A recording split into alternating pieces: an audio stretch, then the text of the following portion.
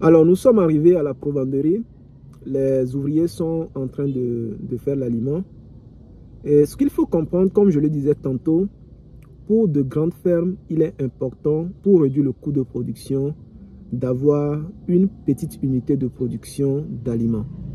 Pour de petites fermes, on peut s'en passer. Lorsqu'on a 1000 sujets, 2000 sujets, on peut quand même s'autoriser à aller dans les provenderies.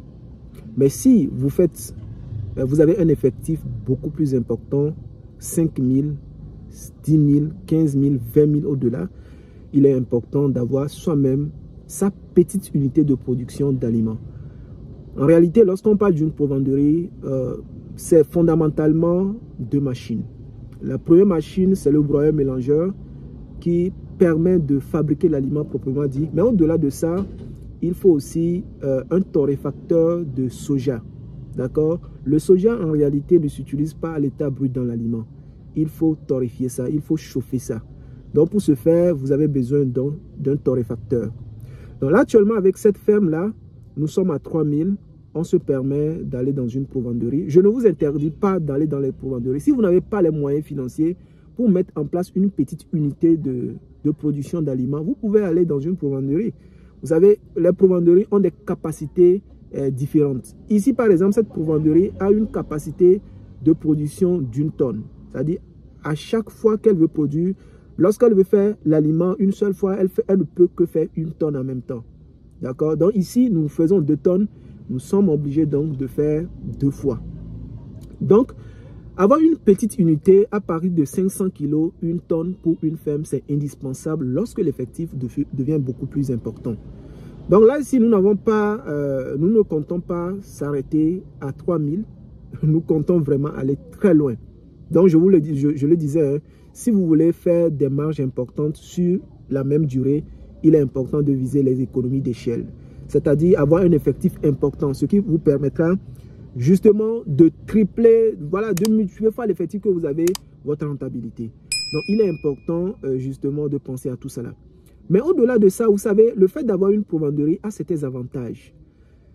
Déjà, si vous avez une provenderie dans votre ferme ou à proximité, ça vous permet de réduire le coût de transport. Vous savez, le transport, il est souvent négligé.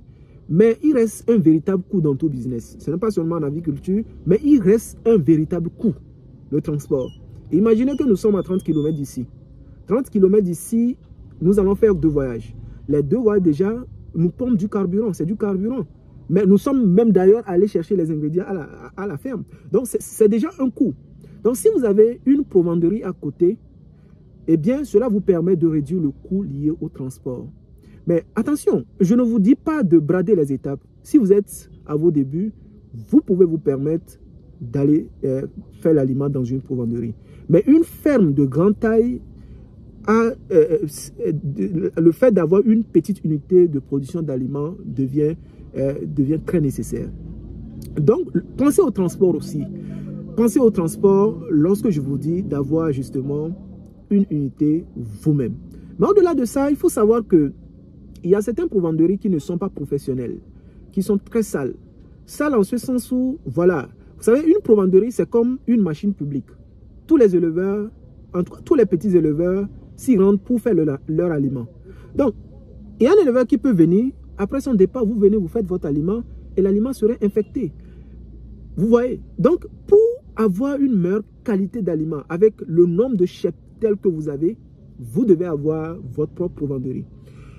Et pour ceux qui, justement, achètent les ingrédients dans les provenderies, vous devez vérifier la qualité de ces ingrédients-là. Sinon, vous allez acheter les ingrédients de mauvaise qualité. Et voilà, ces ingrédients ont été attaqués par les moisissures. Vous allez donner l'aliment aux volailles et, justement, les volailles seront attaquées. Donc, c'est pourquoi l'aliment doit être contrôlé. Sur toute la ligne, l'aliment doit être contrôlé. Donc, il n'est pas aussi bien, en tout cas pour un grand éleveur, pour quelqu'un qui fait un effectif important de sujets, d'acheter l'aliment. C'est inadmissible. Ça, je refuse absolument ça. Ce n'est pas bon d'acheter l'aliment. Parce qu'en achetant l'aliment, vous ne maîtrisez même pas la formule. La formule utilisée pour faire l'aliment, vous ne la maîtrisez même pas. Lorsqu'on vient dans une provenderie comme ça, ce n'est pas que les ingrédients sont mélangés n'importe comment. Non, c'est une ration. Les proportions doivent être respectées. Dans 100 kg d'aliments, il y a une quantité de maïs, une quantité de soja, une quantité de coquille, une quantité d'acide aminé, lysine, méthionine. Donc tout ça là est pesé avant que la mouture ne commence, avant que la fabrication ne commence. Donc quand vous achetez l'aliment, en réalité, vous n'avez pas de contrôle sur cet aliment-là. Parce que l'aliment est vendu, peut-être qu'il y a certains déficits dans l'aliment. Mais en tout cas, quand vous expérimentez, il y a certains revendeurs qui font du bon travail. Hein. J'attire juste votre attention pour que les choses soient tout simplement vérifiées. À un moment donné, lorsque vous n'avez pas de bons résultats dans vos fermes, posez-vous la question, si justement vous achetez l'aliment, posez-vous la question si l'aliment est de bonne qualité. Mais si vous fabriquez vous-même votre aliment, vous avez le contrôle. À un moment donné, s'il y a de problèmes, vous savez là où il faut faire des vérifications. Vous voyez. Donc, c'est ça. Au-delà de ça, une ferme, il faut comprendre qu'une ferme doit avoir un moyen de transport. La ferme doit nécessairement avoir un moyen de transport. Pour les fermes qui sont juste à leur début, vous pouvez juste acheter un tricycle. Ça peut faire l'affaire. Mais lorsque l'effectif devient beaucoup plus important, il est indispensable d'avoir un véhicule. Le véhicule que nous utilisons pour faire le travail, bon, ça n'a pas une grande capacité. Hein. La quantité n'est pas importante, ça permet juste de prendre une tonne. Mais avec le temps, avec l'effectif, il est important d'avoir un véhicule qui pourra prendre beaucoup plus de tonnage, quoi. Vous voyez, donc c'est ça en réalité une ferme. Et pour ceux qui veulent avoir une petite unité de transformation d'aliments, vous pouvez nous contacter. Vous savez, j'étais allé au Ghana, j'avais réalisé une vidéo sur la chaîne, je ne sais pas si vous l'avez suivi, une vidéo dans laquelle je vous parlais justement de la collaboration que j'avais débutée avec une entreprise au Ghana qui fait de très bonnes machines. Donc c'est de là même que nous allons importer nos machines pour la production ici, de très bonnes machines.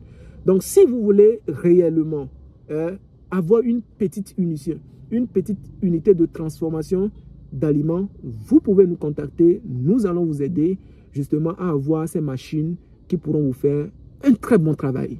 Donc voici ce que je voulais rapidement partager avec vous. Voici, bon voilà, une ferme, ça reste un véritable business, quoi. Donc vous devez vous donner à fond et à fond. Donc je pense que la vidéo a été importante. Vous avez appris pas mal de choses. D'ici là, c'était Lucien. Si vous voulez vous former en aviculture, si vous voulez le matériel, les machines qui vous permettront de faire la production de votre propre aliment, vous pouvez nous contacter. Au-delà de ça, si vous voulez une formation, vous pouvez nous contacter. Nous allons vous servir. Nous allons vous donner les bases qui vous permettront de vous lancer dans ce domaine. D'ici là, je pense que la vidéo vous a été utile. Vous la likez, vous vous abonnez si ce n'est pas fait. Notre objectif, c'est de faire parler l'Afrique. Et voilà, on se dit à très bientôt dans une prochaine vidéo. C'était Lucien.